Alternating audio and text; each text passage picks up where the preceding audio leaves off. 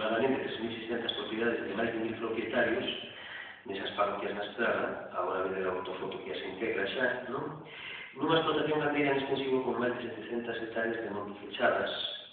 desenvolve unidades de xestión forestal nas ladeiras fora, as zonas forestais que creamos e que pretendemos continuar creando, son contiguas a ese peche sedimentar, non?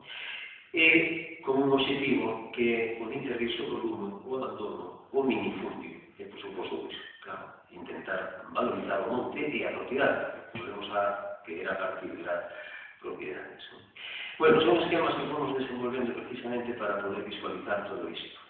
Ese concepto de principio de xestión o sigo pastoreo como principio de xestión sustentable é o paradigma da sustentabilidade, decíamoslo antes. Diferentes aproveitamentos que temos neste momento, máis ou menos andamos sobre 800 hectáreas gestionadas, vedes aí, está en verde máis claro o que xa apareceu varias veces, ese peche que se dedica a extensivo, aí onde temos aproveitamento gandeiro mixto con rotación de eguas, cabras, vacas e vacas en monte aberto. Logo,